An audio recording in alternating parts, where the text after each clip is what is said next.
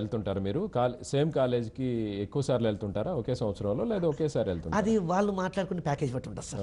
ఇప్పుడు for example కొంతమంది ఏమంటారంటే మాకు ఇయర్ మొత్తం పెట్టండి. ఇప్పుడు ఆంధ్ర మహిళా సభ ఉంది ఉస్మానియా క్యాంపస్లో, వాళ్ళకి ఇయర్ మొత్తం చేస్తాం. యా, కొన్ని కాలేజెస్ ఎలా అంటే మేము అంత టైం ఇవ్వలేమండి, మీకు ఓన్లీ 1 month టైం ఇస్తాము అంటారు.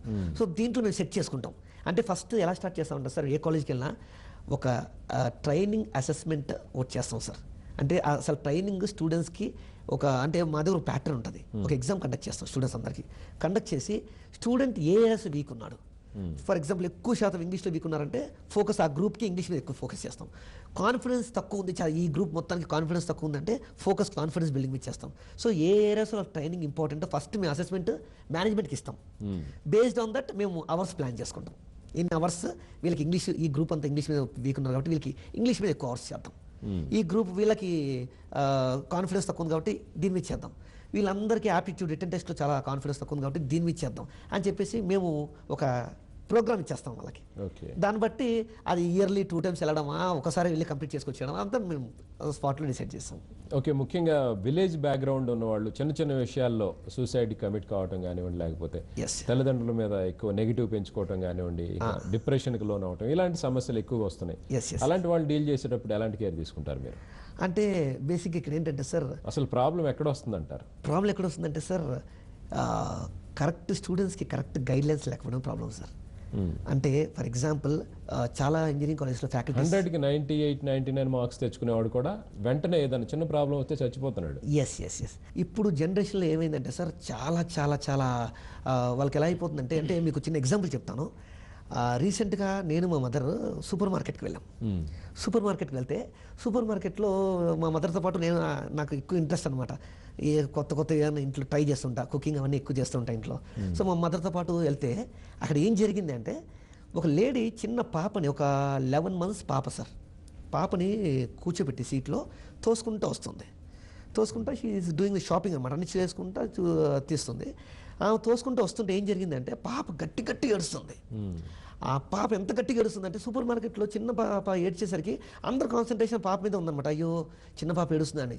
వాళ్ళ మదర్ మాత్రం ఉర్మి నో కంట్రోల్ యువర్ సెల్ఫ్ అంటుంది ఆ పాపని. ఆ పాపకి 11 months ఉంటాయి సార్, హార్డ్లీ 11-12 months ఉంటాయి. 1 year కూడా నిండిన చిన్న పాప. సరే ఆ పాప ఏడ్చింది 15 minutes ఏడ్చింది సార్. ఏడ్చి నిద్రపోయింది. అక్కడ బిల్ కౌంటర్ దగ్గరకు వచ్చి బిల్ పే చేస్తుంటే ఆవిడ కూడా పాప నిద్రపోతుంది, తీసుకొచ్చింది, సరుకులన్నీ తీసుకొచ్చింది. నేను అడిగాను, ఏంటండి మీ అమ్మాయి ఉర్మి మిమ్మల్ని బాగా ఏడిపించినట్టుంది, ట్రబుల్ ఇచ్చినట్టుంది కదండి అంటే, ఆవిడ అనింది, ఆ ఉర్మి మా అమ్మాయి పేరు కదండి, నా పేరండి అనింది. అంటే పాపను కొట్టకుండా ఈమె కంట్రోల్ చేసుకుంటుంది సార్. అంటే అసలు ఎలా ఉన్నారంటే టెన్షన్ తీసుకోలేకపోతున్నారు సార్. ఫ్రాంక్గా చెప్పాలంటే, నేను ఐ గో టు జాగింగ్కి వెళ్తుంటా ఎవ్రీడే. ఇక్కడ మన ట్యాంక్ బండ్ ఉంది కదా, అక్కడికి వెళ్తుంటా. నా ఫ్రెండ్స్ చాలా మంది పోలీసులు ఉన్నారు, ట్రాఫిక్లో ఉంటారు. వాళ్ళు అక్కడ నిలబడుతుంటారు కొన్నిసార్లు. ఏమిటి ఇలా వచ్చావు, ఏంటి పొద్దున్న 6 గంటలకు ఉన్నావు ఏంటంటే, ఈరోజు 10th రిజల్ట్స్ అనౌన్స్ చేస్తున్నారు కదా, ఏమో తెలియదు ఎంతమంది వచ్చి దిగుతారో, మళ్ళీ మాకే చుట్టుకుంటుంది అది, అందుకే పొద్దున్నే డ్యూటీ చేశారు మాకు ఇక్కడ అంటారు. ఎలా అయిపోయిందంటే సార్, కరెక్ట్గా స్టూడెంట్స్కి గైడ్లైన్స్ లేకపోవడంతో మెంటల్ స్టామినా కూడా ఉండట్లేదు సార్ స్టూడెంట్స్కి. దానివల్ల వీళ్ళు ఏంటంటే, మీరు అన్నట్టు ఈ సూసైడ్గా ఈ ఆలోచనలు అన్నీ ఎట్లా వెళ్ళిపోతున్నాయంటే, ఏదైనా చిన్న ప్రాబ్లం వచ్చిందంటే ఇంకా అదే ఫైనల్గా ఫైనల్ సొల్యూషన్ అదే అనుకుంటున్నారు. బట్ అదే సార్, మేము ఈ ప్రోగ్రామ్ చేసేటప్పుడు కూడా మెయిన్గా స్టూడెంట్స్కి ఏం చెప్తామంటే, లైఫ్లో దెబ్బ తినండి, మీరు లైఫ్లో దెబ్బ తింటేనే పైకి వస్తారు అనేసి మేము వాళ్ళకి చాలా వీడియోస్ చూపిస్తాము. ప్రపంచంలో సక్సెస్ అయిన ప్రతి ఒక్కరిని చూసుకుంటే సార్, దెబ్బ తినకుండా పైకి వచ్చే ఎవరు లేరు సార్. మీరు ఇంత చిన్న వయసులో ఎంత పరిణతి ఎలా వచ్చింది? ఈ 7 years నా జర్నీలో కూడా నాకు చాలా ఎక్స్పీరియన్స్ అయ్యాయి సార్, ఫ్రాంక్గా చెప్పాలంటే. బికాజ్ నేను స్టార్ట్ చేసినప్పుడు, యాజ్ ఐ టోల్డ్ యూ, మాది బిజినెస్ బ్యాక్గ్రౌండే కాదు. మా ఫాదర్ కానీ మా అన్నయ్యది కానీ ఎంప్లాయీస్ అని చెప్పారు. ఎంప్లాయీస్ అందరూ ఎంప్లాయీసే. నేను బిజినెస్ అంటే డబ్బు అంటే ఆటోమేటిక్గా వెళ్తే కాంట్రాక్ట్ వచ్చేస్తుంది, డబ్బులు వచ్చేస్తాయి అన్న ఒపీనియన్తో ఉండేవాడిని. But after going there, colleges management దగ్గర నుంచి కానీ, అంటే నేను బేసిక్గా ఈ బిజినెస్ స్టార్ట్ చేసిన కొత్తలో ఏదైనా కాలేజ్కి వెళ్ళి కరెస్పాండెన్స్తో మాట్లాడేటప్పుడు చాలామందికి పర్సనాలిటీ డెవలప్మెంట్ అంటే ఏంటో తెలిసేది కాదు. దీని ఇంపార్టెన్స్ చాలామంది తెలియదు. ఏం చేస్తారు మీరు మా స్టూడెంట్స్ని ఇస్తాము, 1 week ఇస్తాము, మీ చేతిలో పెడతాము, 4 రోజులు పెడతాము మీ చేతిలో, ఏం చేస్తారు మీరు మా స్టూడెంట్స్ని అని అడిగేటోళ్ళు. కాన్ఫిడెన్స్ బిల్డప్ చేస్తామంటే అది ఉంటుంది కదా మా దగ్గర, అది కాకుండా ఇంకేం చేస్తారు అనేటోళ్ళు. ఇంకా అసలు మేము అసలు అంటే వాళ్ళు ఎలా మాట్లాడేటోళ్ళంటే సార్ వాళ్ళకి బేసిక్ ఐడియా ఉండేది కాదు.